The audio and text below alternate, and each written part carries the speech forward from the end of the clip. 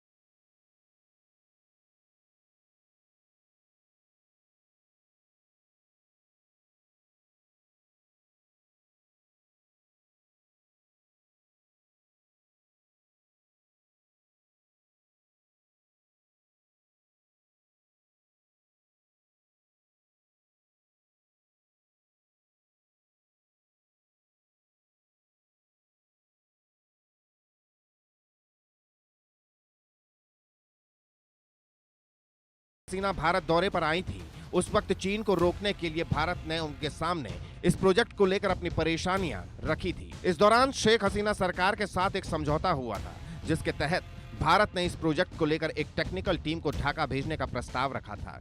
पिछले साल जुलाई में भारत यात्रा के दौरान शेख हसीना ने इस प्रोजेक्ट में भारत को प्राथमिकता देने की बात कही थी। उन्होंने इसके पीछे तीस्ता नदी के भारत से निकलने का हवाला दिया था, लेकिन शेख हसीना की सरकार पिछले साल अगस्त में गिर गई और उन्हें भागकर भारत आना पड़ा। शेख हसीना सरकार के पतन के बाद मोहम्मद यूनुस के नेतृत्व वाली अंतरिम सरकार ने भारत विरोधी रुख अपनाया है। चीन को इस प्रोजेक्ट में शामिल किया जाता है तो इससे भारत की परेशानी बढ़ सकती है। कूच बिहार के मेखलीगंज के पास जहां नदी भारत से बांग्लादेश में प्रवेश करती है, वो रणनीतिक सिलीगुड़ी कॉरिडोर से सिर्फ 100 किलोमीटर की दूरी पर है। सिलीगुड़ी कॉरिडोर को भारत का चिकन नेक कहा जाता है। यह भारतीय उपमहाद्वीप का सबसे पतला हिस्सा है, जो नेपाल और बांग्लादेश के बीच स्थित है और पूरे पूर्वोत्तर को देश के बाकी हिस्सों से जोड़ता है। हिंदुस्तान के लिए तीसरा प्रोजेक्ट जो है बहुत ही इम्पोर्टेंट है, खास करके वेस्ट बंगाल के लिए। ये वेस्ट बंगाल और नॉर्थ ईस्टर्न रीजन का सबसे बड़ा प्रोजेक्ट है, जिसके तहत 9.22 लाख हेक्टेयर्स को इरिगेट किया जाएगा और वेस्ट बंगाल के 6 डिस्ट्रिक्ट्स में 6.50 मेगावाट हाइड्रो पावर जनरेट किया जाएगा। साथ ही साथ इसी माफी का एक प्रोजेक्ट जो है वो बांग्लादेश में बनने जा रहा है, जिसमें कोऑपरेशन था हिंदुस्तान का और बांग्लादेश का। लेकिन अभी बांग्लादेश हिंदुस्तान को एक किस्म से झटका देने की कोशिश कर रहा है, उसमें चाइना को भी शामिल कर रहा है। हालांकि भारत बांग्लादेश की हर चाल को भांप रहा है और उसके पास इसकी काट भी है। इनमें से एक प्रधानमंत्री मोदी और राष्ट्रपति ट्रंप की मुलाकात है। ट्रंप शुरू से बांग्लादेश में हिंदुओं पर हो रहे अत्याचार के खिलाफ थे। राष्ट्रपति बनते ही उन्होंने बांग्लादेश की फंडिंग पर भी रोक लगा दी। ऐसे में इस मुलाकात ने यूनुस की टेंशन बढ़ा दी है। Bureau report, India news.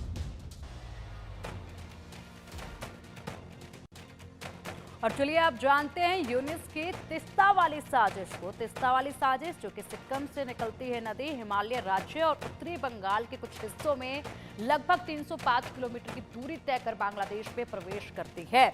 और यहां पर हिमालय राज्य और उत्तरी बंगाल के कुछ हिस्सों में लगभग 305 किलोमीटर की दूरी तय करती है। भारत बांग्लादेश में तिस्ता प्रोजेक्ट को लेकर लंबे समय से विवाद चलता रहा है और शेख हसीना की सरकार ने चीन को इस प्रोजेक्ट से दूर रखा था। वहीं कूच बिहार के मेखलीगंज के पास नदी भारत से बांग्लादेश में प्रवेश करती है कूच बिहार के जरिए और सिलीगुड़ी कॉरिडोर से सिर्फ 100 किलोमीटर की दूरी पर है। ये सोचिएगा, सिर्फ 100 किलोमीटर की दूरी पर सिलीगुड़ी कॉरिडोर को भारत का चिकन नेक कहा जाता है।